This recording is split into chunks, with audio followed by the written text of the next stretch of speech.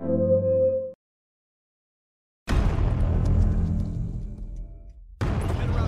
I heard about what we were doing, it's like, yeah, we're doing this coast-to-coast race called The Run. I was like, got it. No need to explain anymore. I just get it.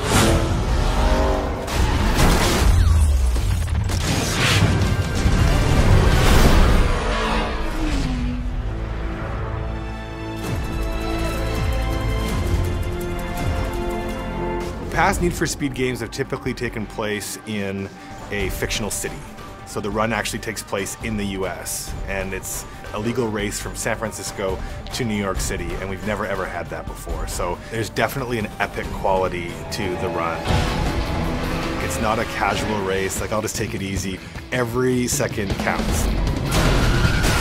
Audio really brings scenes to life. So you can have fantastic visuals, which we do, fantastic art team, but then how do you bring that to life through sound? And so the feeling was really trying to nail the different geography that you're going to be traveling through. So the desert, for example, is going to sound different than the mountains, which is going to sound different than a busy city.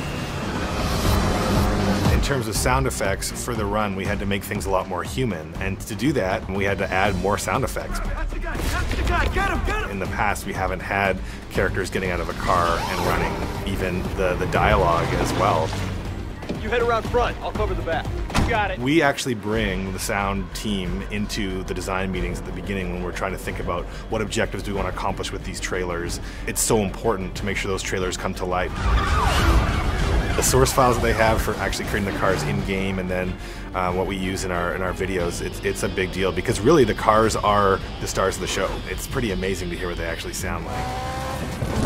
Each car is recorded on average between 8 to 12 mics just for onboard.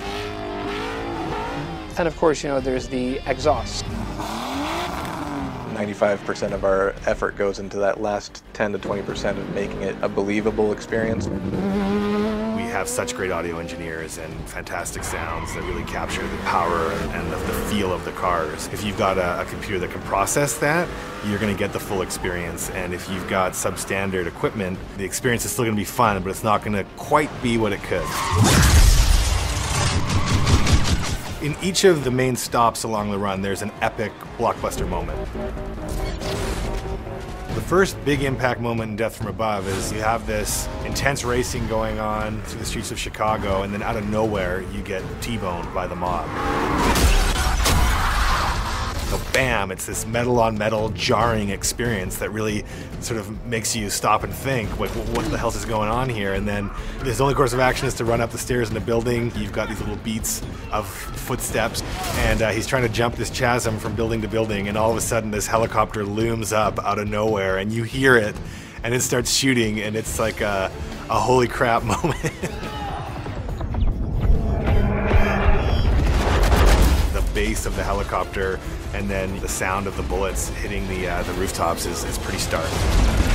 And then the next experience is that he has to get a cop car to be able to get out of the city alive. He's got to secure that car, and then the big action moment is when the chopper is firing on him. When you're driving that car and you first hear those bullets and hear those chopper blades whirring, it gets your heart rate pumping. You know, after you've eluded the helicopter, sort of, this gas tanker explodes in front of you.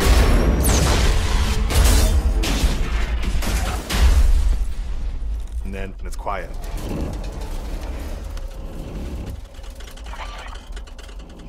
You know, there's small kind of orchestral sounds to set the tone, and then all of a sudden the camera zooms in and you hear this shrill train horn.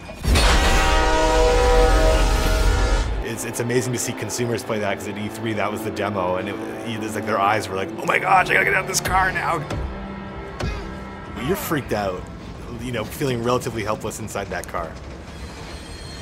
If you've got a great system and you've got a great sound system as well, then it just makes your gaming experience that much more enthralling and just rewarding.